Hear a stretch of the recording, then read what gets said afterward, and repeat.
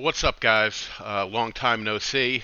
I know it's been a very long time since I last did a YouTube video for Scourge of Waterloo, so please forgive any rustiness because I'm way out of practice and I was never a great public speaker to begin with.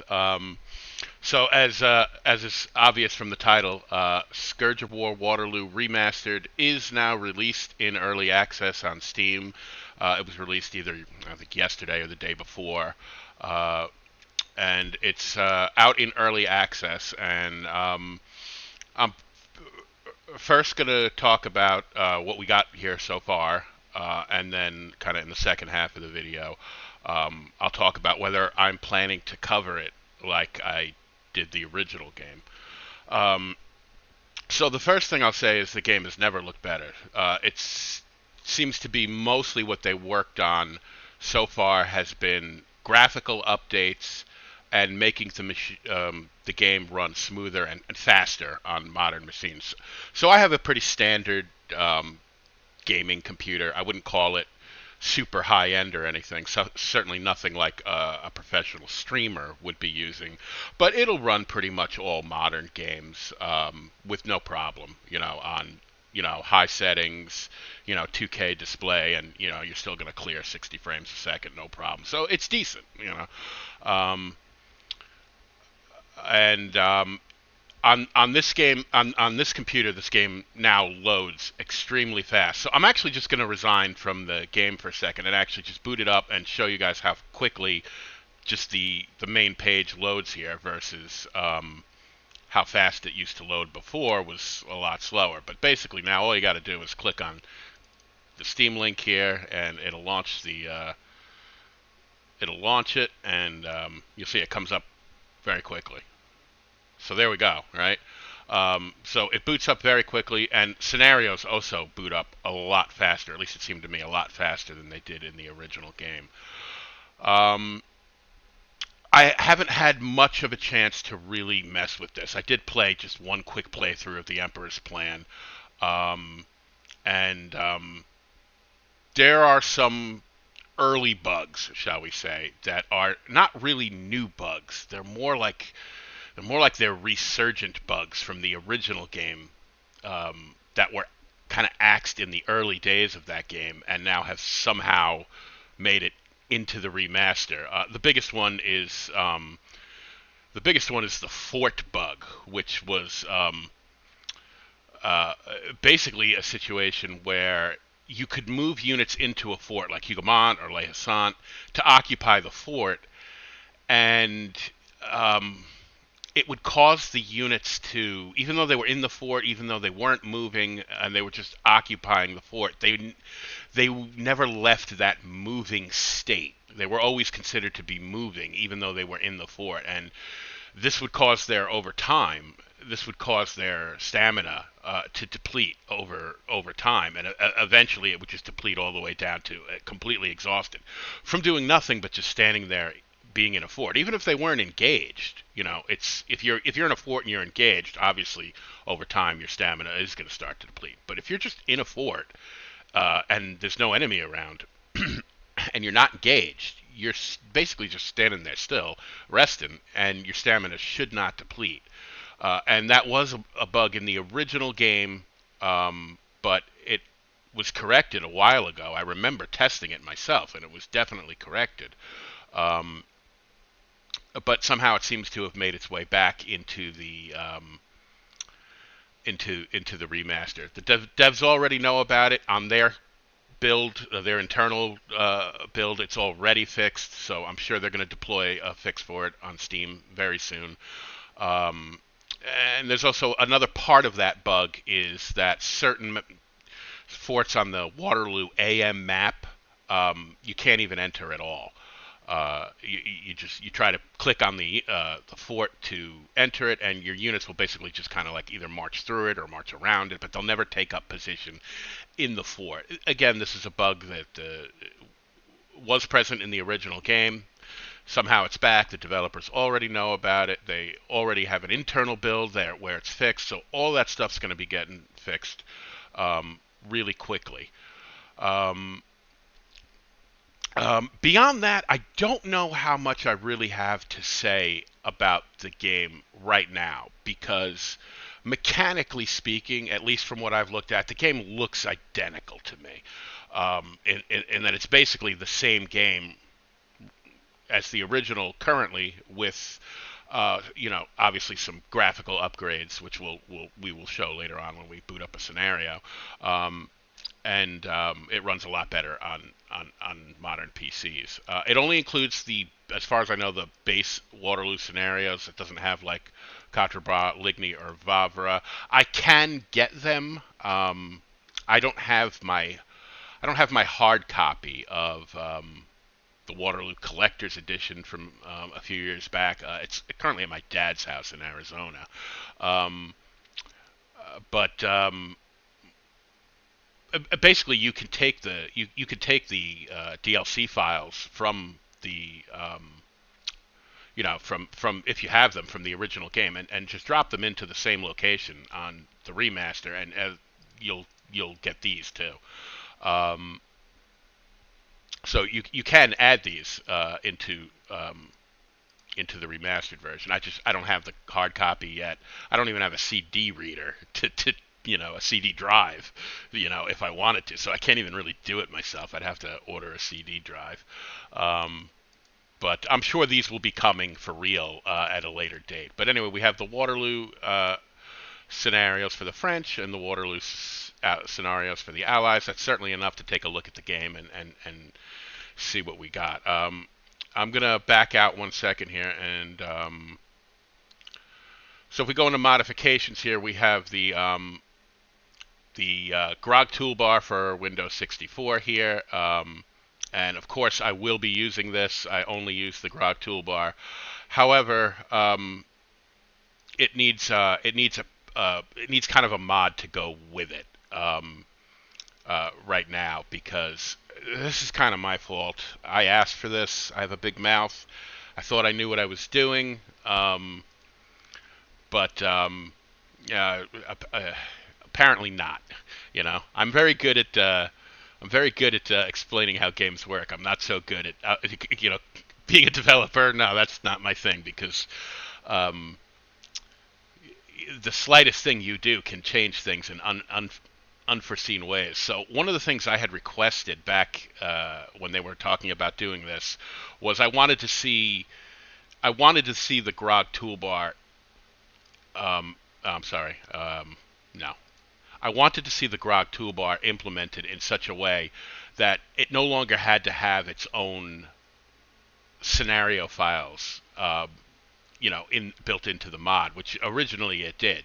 So anytime you use the Grog toolbar, you were not playing these scenarios through the Waterloo Battles tabs here like this. In fact, if you look at my videos, you see I almost never used this because they were separate, because the Grog toolbar works differently than the stock toolbar. In fact, it changes a lot of mechanics of the core game that it really couldn't be used with the core game.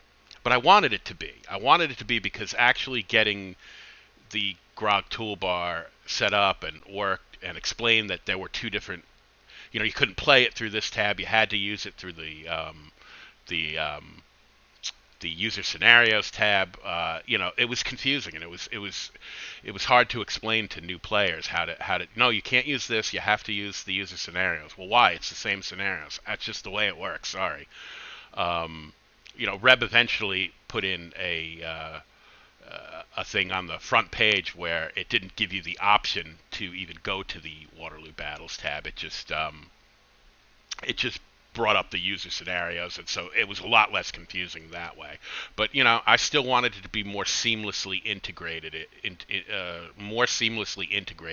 into the core game, so that you could just enable the toolbar and then just like everybody else, click on these and boot up a scenario like normal.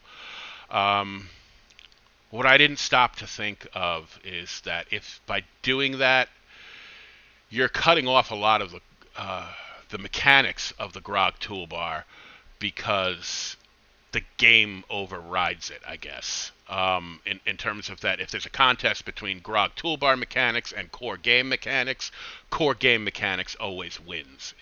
In that the game will only let you do what it will let you do, in the game, as opposed to what the Grog toolbar lets you do, which is a lot more. So this had some unforeseen consequences, and let's launch a scenario here, and we'll briefly talk about that. And let me bring the sound up here.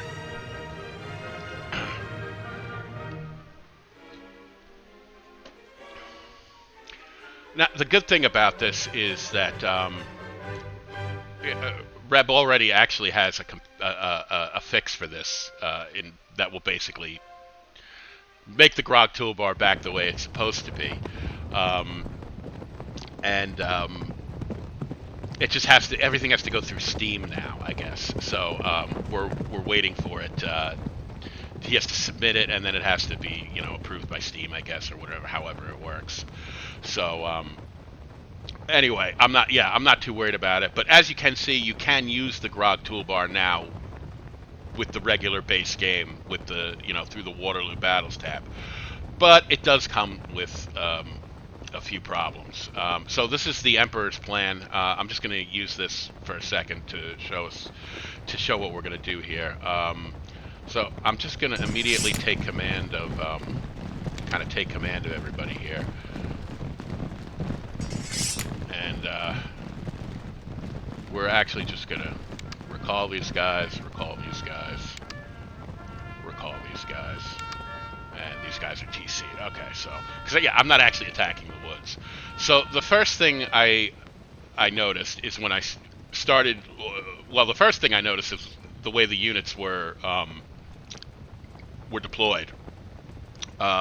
First, before we get into that, you can see the game has had some graphical improvements. There's more color in the trees. I don't think this hedgerow was even here.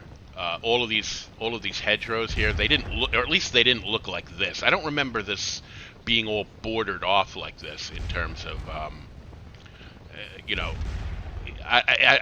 I don't remember it looking like this, like actual, like solid hedgerows. I think there was something showing that they were hedgerows, but I don't think it looked like this. Some various vegetation has been added in and so forth. With more clouds in the sky instead of just a blue screen and so forth. You can hear my cannon going off in the distance there. But the first thing I noticed was that all these lines or these column by divisions were deployed, graphically speaking, the way the original game was. The Grog toolbar column by divisions were entirely like different looking formation. They didn't look like this. This is like the stock game. So this is a case of the stock game overriding the Grog toolbar. Although it does let you have the different intervals in terms of how closed or open the columns are. It does let you open or close it, but the Grog toolbar used to display it less like two lines and more like 3 or 4 smaller lines densely packed in like a box like this. So I don't know, it's just a slightly different thing. That's not really what bothered me. What really bothered me was when I went to try to move a unit, and let me show you what happens here. So the Grog toolbar on its own defaults to moving in column by division. In other words, it will move in this formation here, and then when it gets to whatever destination you set for it, it will take whatever formation you set for it. So let's say we're going to use, square, right? So let's take this unit and move it out over here, blocking our artillery's line of sight. Who cares? And it's going to move, and then we'll change it to to basically be in square. And one of the things I noticed is that whenever you move, it changes formation to column, marching column. That's fine on a road and all, but marching around the battlefield in column, no. You maneuver it on the battlefield in the assault column. This is a very kind of vulnerable state for an infantry unit to be in. They're absolutely defenseless being in marching column like this.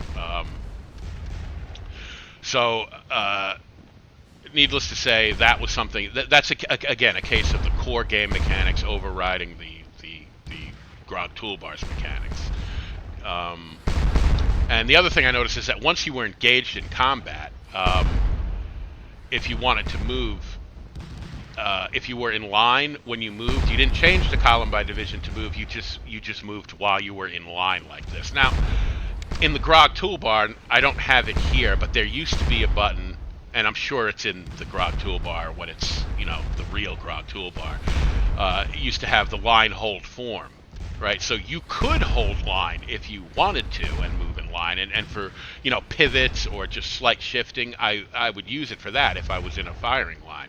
But to move a good distance away and go somewhere else, you would never want to march in line. You change the column by division and, march from there, and then retake up line if you wanted to once you get to your destination. This may sound like something small, but you got to understand, look at all these units.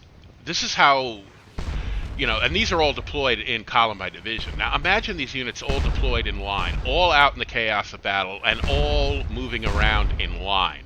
You're going to get what's called the conga line, which is famously what you got with the stock game before the Grog toolbar solved this problem, where you have a bunch of lines whirling and twirling on the battlefield, and it looks like this. Just imagine every unit on the field just whirling and twirling and dancing like this, while they're moving and repositioning and turning and whatnot. And it was very unsightly. It was very unwieldy. The Grog toolbar solved so many of these problems that I had forgotten about them, and in fact forgot they were Grog toolbar mechanics in the first place that solved this problem. It never had to be changed in the core game because the Grog toolbar changed everything for you. But the whole way the Grog toolbar was able to do that was because it was playing through user scenarios, not the core game scenarios that are kind of hard-coded. So you could do whatever you wanted in the user scenario versions, but you're limited to. It's why we never use the Grog toolbar through the Waterloo Battles tab, exactly for these situations.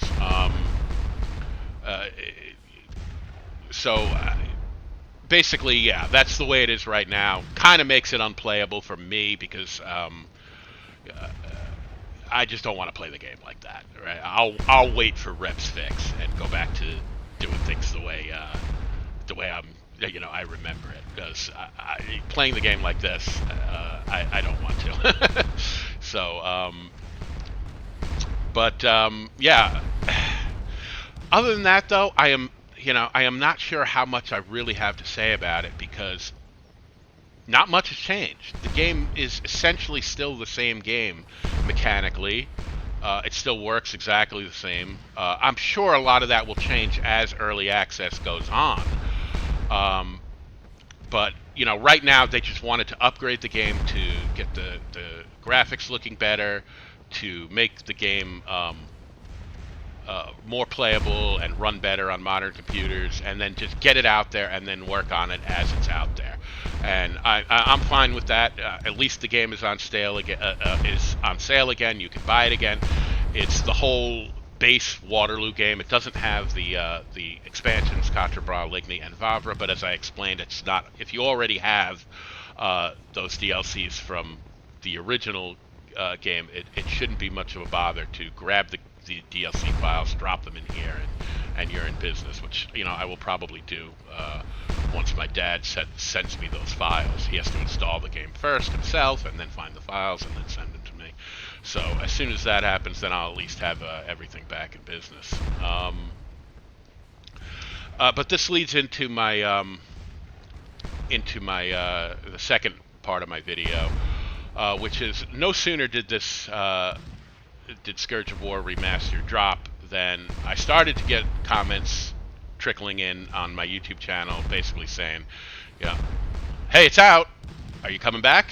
And I responded to a few of the early ones, but they started coming in enough that I was like, I either got to sit here and respond to every one of these and say the same thing, or I can just talk about it in a video. So I decided to do that. So some of you got personal responses. Some of you I'm going to respond to here. And I'll tell you what I told the people in the personal responses is I don't know yet. Um, the first thing I got to say is you really got to go back to the headspace I was in when I did all these YouTube videos the first time around. And you're going back to like 7 years ago, like 2017 or whatever. And I was just in a very different headspace. I mean, to frame it a little bit, let's go back even further to June 2015, the day the original game released, and I got into it. And almost from the moment I got into it, I was completely obsessed with it. In terms of I wanted to learn everything about it. I wanted to understand the game at a higher level than either anybody else did or higher than I had ever understood any Scourge of War game before. So for the next 2 years, I buried myself in this game. It's all I did. I would come home from work every single day and play this game literally from the moment I got home till practically the moment I went to sleep. That's all I did. And I spent 2 years with my head under the engine of this game, learning anything about it. It was 2 years before I had gotten it to the point where I felt, okay, I understand this game at such a high level now that now I can talk about it. So it wasn't until 2017 that I started making videos on YouTube, and then I became obsessed with that. In terms of I really wanted to complete it. So for between 2015 and say like 2019, the first 2 years I was obsessed with learning the game, and then the second 2 years I was obsessed with making the YouTube series for this game that basically covered everything and explained the game and how it worked at the highest level.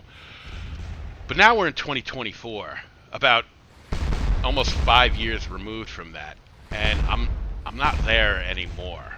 I don't have the same obsession for this game now that I did then, and I'm not sure I can ever get it back, because that obsession was driven by wanting to learn everything about the game. And I'm not an amnesiac. I still know everything about the game, so there's nothing for me to learn right now. There's nothing for me to cause me to re-dig into this game to see what it's got. I already know what it's got. But that isn't to say I'm not saying no. I'm not saying I'm not going to ever make videos on Scourge of War Remastered. Because I really don't know what's in the pipeline for it. Yeah, right now this is basically just the original game updated with better graphics and to run on better on modern machines. But I know they have plans to do more with this game. But I know first they just wanted to get it out there and start getting the community involved and playing it again, and before they decide down the road what they're going to do. But without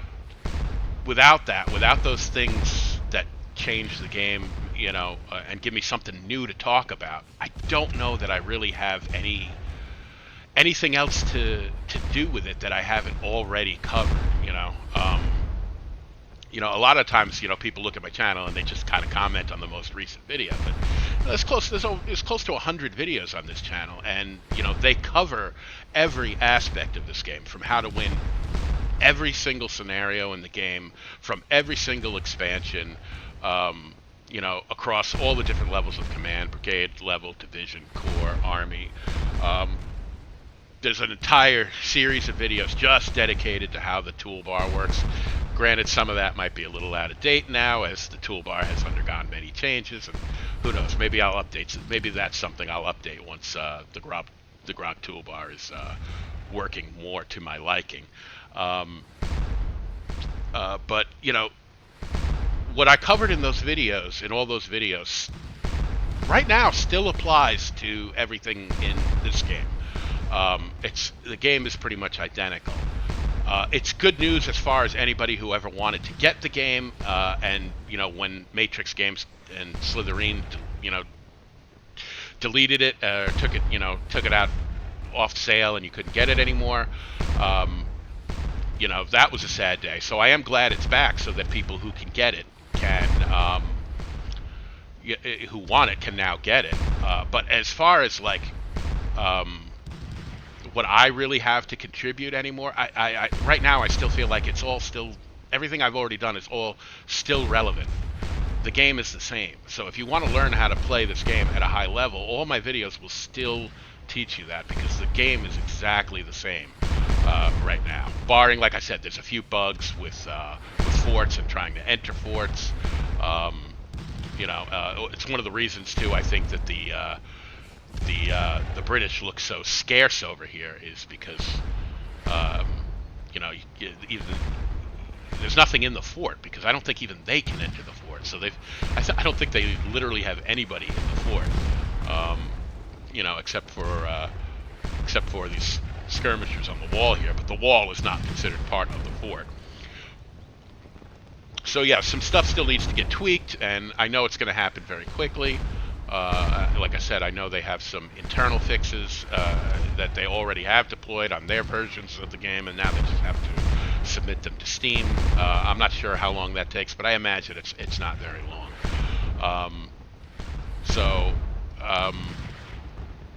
Yeah, as you can see, the game looks a lot better. I'm definitely it's a graphical upgrade. It's still the same maps. It's still the same you know, graphics from, you know, going all the way back to, you know, 2015. But they're enhanced. They're colored better. There's better color in the trees. You know, this is 2K monitor, or it's a 4K monitor, but I'm displaying in 2K, and you know, you can see up close. Yeah, it looks pretty good. It definitely looks pretty good. You can see our artillery is already just me sitting here talking, softened this allied group up here quite a bit. These boys particularly have taken a lot of casualties just from artillery fire. These guys have lost a few too.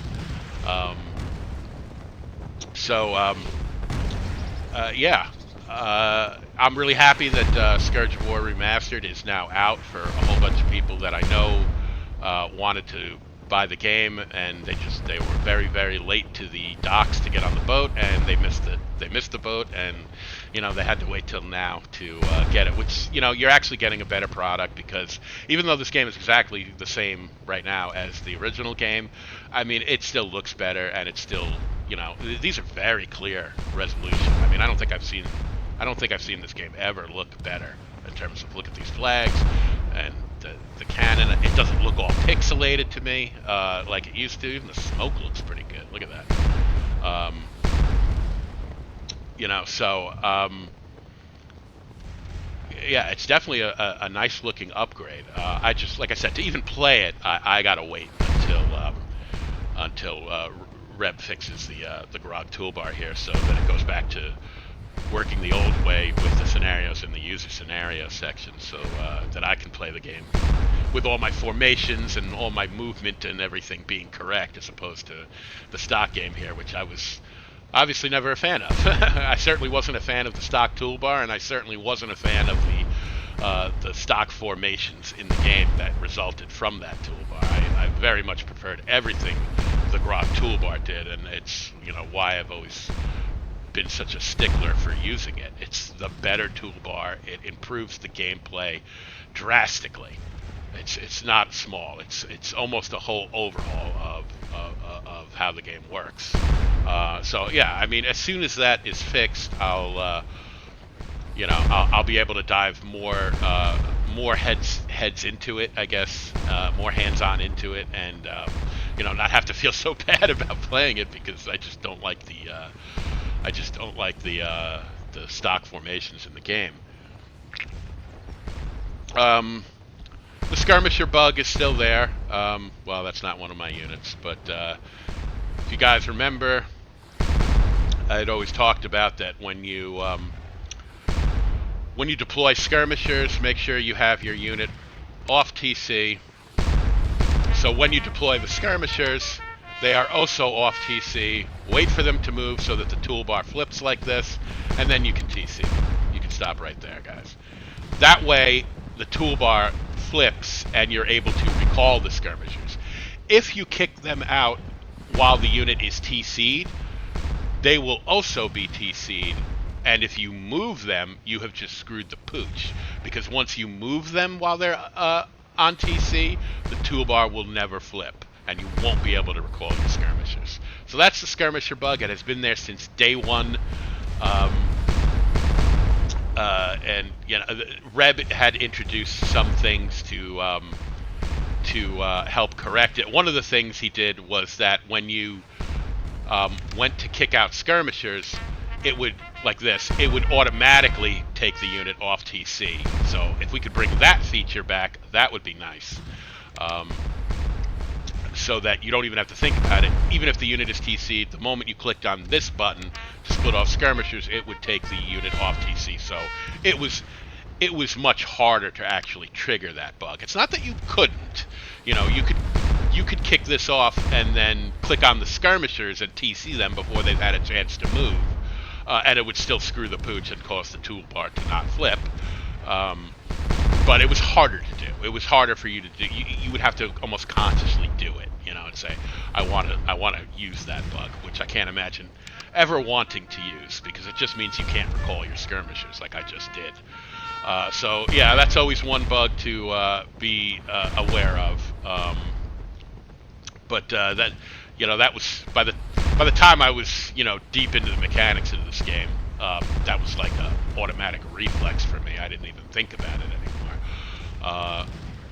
So the only reason I know it's still there is because I consciously checked it, to see if is that back, and it is. It's still there. So as I said, the game seems pretty much identical to me as the original game. It just it runs better, it looks better, it loads faster, that sort of thing.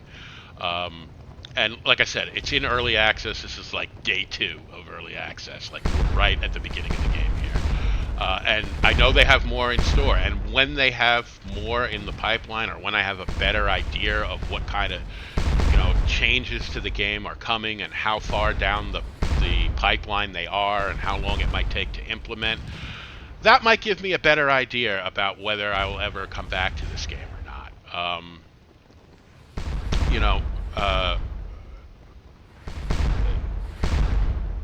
I don't know if anything will ever rekindle that obsession that I had with this game in 2016, 2017. I don't think anything will ever rekindle that sort of obsession again, because I had there was a lot to learn and I had a lot of drive to do it. And now there's really nothing to learn. And what is it they say about Alexander? When he saw the breadth of his land, he wept, for there were no more worlds to conquer. And that's kind of sort of what I feel like with this game. Is there isn't anything left for me to do with the game that I haven't already done. And that doesn't, at this point in early access of the remastered version, doesn't appear to really need anything right now. It's just the same game. So that's my answer. Is I don't know. I'm not saying no. I'm not committing to yes. I think if I do cover anything in this game, it will probably be more related to the changes themselves as they happen, and sort of talking about the metagame, as opposed to actually playing the game itself. I mean, unless they change the game to such a degree that, like, I got to get back into this. Like, things are different. Everything I know is not the same as it used to be, and I'm gonna have to actually dive into this game to relearn it, because it's new and different. If they if they do something like that, which I don't think is really what they're aiming for. I mean, if you're gonna go through that level of effort, I would just make a new game. Right? Just make a new Scourge of War. I guarantee you that will rekindle my obsession. If something like Scourge of War Borodino comes out, or, Scourge of War Wagram, or Leipzig, or something like that, that would rekindle, because that's a whole new game. But I don't expect that. It's not really, these guys are a lot older now. They all have jobs. They do this stuff part-time. I mean, if they can get this game working in really solid state in a good spot. I mean, that's about what I was expecting. I was expecting much more of a wash and wax than I was an, tranny or carburetor rebuild. I don't think they're trying to rebuild the game here. They're just, they're trying to upgrade it for modern computers. Maybe they'll change some things mechanically.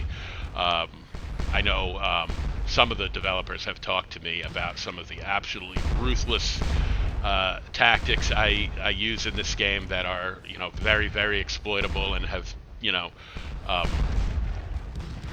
mentioned about possibly tuning things down, like skirmishers and so forth, in terms of, right now, like, there's literally no limit to how many skirmisher units you can kick out from any unit, right? So I could just literally just keep clicking them, right? Just split the whole unit up into skirmishers, right? 320, 220. I'm just splitting them up into a whole bunch of 100-man groups. And, okay, now I'm finally too small to split. You can take the unit and put it in a skirmish formation, and bang, right? Like, I'm sorry, but this is ridiculous. The fact that you could do that, because I could literally do that for every single unit here. I could take every unit in this line and split them entirely up into skirmishers. Now, I would never do that, but that's way more than you actually need. But you could, and that's a problem, because when you start flooding the field with skirmishers like this, they become really, really abusable. In terms of what you can do with them, and the fact that they screen, so you take a line like this, and you take these skirmishers and start screening all the line units, all the artillery units, and you basically screen everything in these with these skirmisher units. Well, these skirmisher units are like they're like force fields, right? They're like the Starship Enterprise putting up their shields. You put them in front of everything, and they act as shields because skirmishers have an inherent defense bonus that basically makes them harder to hit. But not only are they harder to hit, but if they're in front of something that's easier to hit, those things become harder to hit, because now the thing that's harder to hit is in front of the thing that's easier to hit. So it's really, really overpowered as far as how you can abuse skirmishers, how you can use that to screen your artillery, to bring your artillery to the front, put them in close range. The whole meta of the game is artillery at close range. And you start putting all this stuff together, and it becomes really, really, really overpowered. And there's not much the game can do to stand up to it.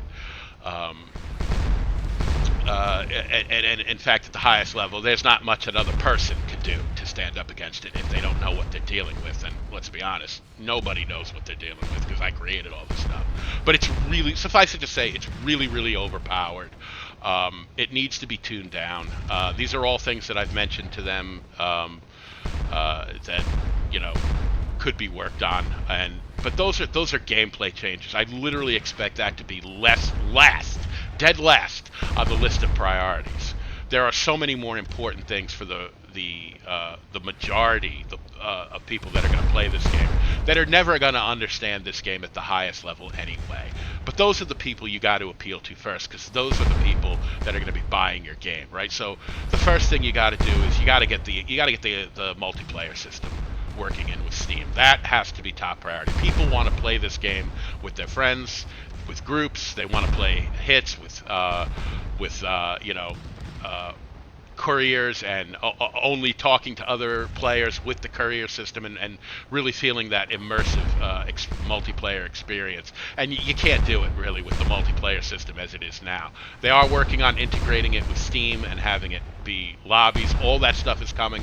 I know it's all at the top of their priority list. It's some of the very first stuff they're going to be working to get going, and I know that is what most people want. So I expect any gameplay related changes, such as, the skirmishers and so forth, and what I just talked about, I expect that kind of stuff to be dead last as far as priorities on what they're going to be changing as early access goes on. And I expect it that way, and I think it should be that way, because I am one person, and there are many people who want the multiplayer lobbies up. Right, so it might not be such a big deal to me. Nobody wants me in their multiplayer game, because I play the game at this super high level with this super disgusting and dirty style of play that just nobody would be able to defend against. Nobody would ever want to play me in a everything goes, no holds barred style, because it wouldn't be fair. So multiplayer lobbies are not a big deal for me, but lots of people, for the vast majority of the Scourge community, I can't think of anything more higher priority for them, besides obviously being able to run it on modern machines. I can't think of anything more high priority for them than getting those multiplayer processes in place and up and running, integrated with Steam, so that the multiplayer experience is smooth and uninterrupted. Because right now, it's a nightmare of opening ports, and choosing the right port, and getting IP addresses, and having a host, and getting everybody to join, hoping nobody desyncs, and you can't save the game, right? So if you're playing a multiplayer game and you're playing, say, the big 9-hour battle of Waterloo, well, guess what? You got to play it. You can't save it, because if you save it, it becomes a single-player game. You can't ever bring the multiplayer aspect of it back. So all of that stuff needs to be addressed, and all of that, in my opinion, is a much higher priority on the list of what Norbsoft should be working on than any gameplay-related changes. Because let's face it, most gameplay-related changes they would have to make are directly relevant to the things I do in this game. But the things I do in this game matter only to me and to anybody that, to anybody that wants to learn to play this game at a stupidly high level. I don't even think it's necessary to know this game at this ridiculous level that I do in order to be able to have fun with it. In fact, I would go so far as saying you can know too much about how this game works. And if you know too much about it, you can never unlearn it, and you can't ever forget it. You can't ever forget what can be done. So trying to play the game the way everybody else does, well, to me, I just feel like I'm handicapping myself. I feel like I'm dumbing myself down. I'm playing down to a different level that I don't normally play at. So, multiplayer will never work for me. It just won't. I know too much about the game, and I'll go into anybody's lobby and absolutely ruin their experience because I don't play the game the way they do. Hey, well, guess what, guys? That is the absolute first major defeat I have gotten in this game in probably 8 or 9 years. That's funny. I let the game run so long while I was talking about it that the defeat logo, the defeat screen came up. Yeah, that's funny. Basically, my answer as far as whether I'm going to be covering the game in the future, that is really just right now, I don't know. It remains to be seen what's going to be done with the game in the future, how much it changes. I mean, I will probably cover the changes as they come out. Certainly I know a lot of people are, the moment those multiplayer lobbies or however they're going to integrate it in Steam, the moment those are up and running, believe me, I'll make a video announcing that because, there's at least, 600 plus people who subscribe to this channel. That's a big enough audience that, they're not all going to hear about it right away. They may not know. I'm certainly going to announce stuff like that so you guys immediately know when changes happen. But as far as me actually playing the game, I wouldn't really need to until gameplay-related changes start rolling out. And I start seeing what those changes are and how much they affect the game, how much I need to actually start playing the game to figure it all out again. And like I said, I think that stuff is way down the road, if they actually change anything at all, because for the vast majority of people, there's nothing wrong with the way the game is now, like I said, anything balance related or gameplay related, like you're basically changing those things for one person because he knows the game at a stupidly high level and knows that at the highest level the game is utterly broken mechanics wise. But very few people understand the game at that sort of level where it even matters. most people are going to click on their units, get them into range of the enemy, and then watch the bloodbath unfold. And that's as much as you need to know about the game in order to have fun with it. You have to be a somewhat sick, obsessive person to take the game to the extremes that I did. So yeah, I guess I'm admitting to being sick and obsessive, I guess, there. Yeah, at least I was for this game for quite a while. So yeah, that's basically my take on it. I think it looks great. It runs great on new machines. And like I said, I know the multiplayer's coming. I know all the bug fixes for these fort battles, these battles that happen on the Waterloo AM map, because that's primarily where the fort errors are located. I know all that stuff is already known about. It's already fixed in their internal builds, and they should have a fix within, if not tomorrow, within like the next few days. I know Reb will probably get the Grog toolbar fixed to me in the next couple of days. And then I'll at least be able to play it and get more of an idea of, what's going on with the game. But so far what I've looked at is it looks like it's pretty much just identical to the original game, gameplay-wise, mechanics-wise, and so forth. For that aspect, like, you could just refer back to my original videos if there's something you want to know, because it's the same game. And as far as whether I'll cover it in the future, like I said, that depends on what gameplay changes come down the pipeline, how long it takes for them to come down the pipeline. And like I said, I expect them to be dead last, because there's way more important things than balancing the game for one guy that broke it. There's way more important things than that to get done first. And I think getting the multiplayer functioning in an acceptable state should be Normsoft's highest priority right now. That's why people are coming back. So if you want people to come back, get the multiplayer up and running as fast as possible, and that's where you'll get your people back. That's what people want. For me, I just wanted to make sure everybody that's subscribed to this channel knows you can now go to Steam. You can buy Scourge of War Waterloo Remastered in its early access state. And there are a couple of bugs, but I'm pretty sure, like, certainly within the next week, I would think, those fixes for all of these little bugs are going to get deployed. They're already bugs they know how to fix. They had to fix them in the original version of the game, too. These are all just recurrent bugs that I saw 8 years ago. They're just back. So I would expect all that stuff to get fixed very, very quickly. As far as if you've never played the game before, I will say that Scourge of War Waterloo is the absolute best tactical Napoleonic war game that's ever been made. There's nothing like it. If the closest thing you've ever experienced is like Total War, then you haven't experienced anything, because Total War is like an arcade game compared to Scourge of War Waterloo. In fact, just to give you an idea, let's boot up the full Waterloo scenario here, just to show you what it looks like. Granted, you could just go to one of my videos and see it. And, I've played this scenario a couple of times on this channel, the whole thing. But here in 2K here, let's boot it up, and just to show you the absolute scale that you will never find in games like Ultimate General or Total War. It's just, the games can't do that. But here, the first thing I want to say is that these units here, so this is a battalion that has 620 men in it. That's what this means. The first thing I want to say is I'm running the game at the default sprite ratio, which is a ratio of 1 sprite for every 6 men.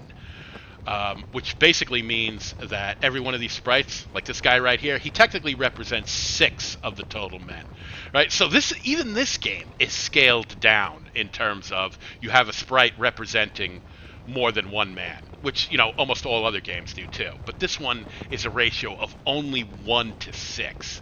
And even at 1 to 6, look at the scale, guys. Look at the scale. Look at this. Right? This is the Grand Battery right here. This is just the center of the battlefield. Right? The game can't even really draw the whole battlefield unless I start moving closer, So this is just the center, right? This is just the Grand Battery right here. This is Derlan's Corps over here, from here to here. We can go back over here. Here's Ryle's Corps with Lobau's Corps behind it. back further, and here's the Imperial Guard deployed back here. You can just see how huge the scale is. And unless you've played this game before, trust me, you haven't experienced anything like this outside of a board war game, right? So if you've played, like Wellington's Victory with its 4 maps, or La Bataille de Mont Saint Jean from Clash of Arms, or something like that, really old big games.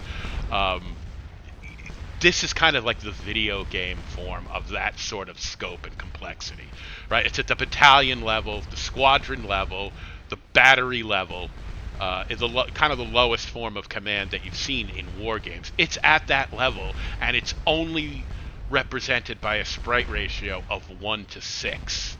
1:6 out of 100,000 men on the field here, and the scope is just insane, right? Like, look at this, right? Here we'll go out to, okay, so now we're coming out to Hougoumont, right? Here's Bonaparte's division, and what was the other division out here? No, that's Bonaparte's division. Who's the other division commander? That's Baudin. That's Soy's brigade. Was it Foy? Who was it? That's Gonther's brigade. Who's the division commander? Jamin. So yeah, it's just absolutely huge. Oh, Foy, he was the other division commander. Okay, so you can just see how big the scope is of this, and this is just the French line. If I bring up the map here, you could So basically, to give you an idea, we just traveled from roughly around here to here we are here, right? Just that. Look at the size of the map, right? This is all here, right? The map is absolutely huge. The scale is huge. It's intense, the scope of this game. So if you've never experienced anything like that, there's really nothing that can kind of match what this game can do scope-wise, in terms of the actual size of the battle. Is about as close as you can get, short of, I don't know. I don't know how you could get it any bigger. Do it at the company level? That'd be insane. Yeah. I mean, it's a slam dunk as far as whether I recommend the game or not. Of course I do. Of course I recommend the game. I was obsessed with it for years. It's one of my favorite games of all time. I just question whether I could ever get back to that, whether I could ever rekindle that level of obsession. I don't really think I can. But that doesn't mean that somebody that couldn't experience it all over again for the first time for themselves, So yeah, it's a slam dunk as far as whether I recommend the game. Absolutely, I recommend it. If you've ever even thought about buying this game, go get it now. It's cheap. It's cheaper in early access. I think it's less than $20 for the whole base game here, and yeah, it's absolutely worth every penny. And like I said, all the bugs, the few bugs that are around, the 4 bugs, that's all going to get patched probably within the first week. So I really don't think that's going to be a big deal. And yeah, I think that's really all I have to say about it, guys. I'm glad the game is back. I hope you guys start playing it again. It would be nice if I wasn't the only one who had to carry the torch for Scourge of War on YouTube. I know it's a small community, but as far as YouTube goes, I have done the lion's share of the work. There's a few other guys up there who occasionally have done videos on Scourge of War. Historical gamer is always good for a playthrough or two. Agrippa Maxentius is a great storyteller. He's done a few vids on it. But no one's ever been a pure Scourge of War guy, pretty much besides me. I've been carrying the lion's share, and I'm just not sure I have it in me to do it again when I've already did it. So it'd be nice if, some of you other guys want to maybe pick up the mantle, and maybe you'll be the next Scourge of War YouTube channel. I think I've done my bit for King and Country. With the original game, I really covered everything there is that could ever be covered about this game. I will certainly continue to cover anything that, any changes or anything that happens as they come out. But as far as whether I'm going to like pick up this game and start playing it again, right now I'm going to say no for right now, because it's just the same game and I've already done everything there is to do with it. But I'm not saying no forever. Like I said, let's see what happens as early access goes on, what changes get implemented, and if it's enough to draw me back. And if it is, it's not like I'm going to say, well, no, I don't want to do it anymore. If I get into it, then I'll do it again.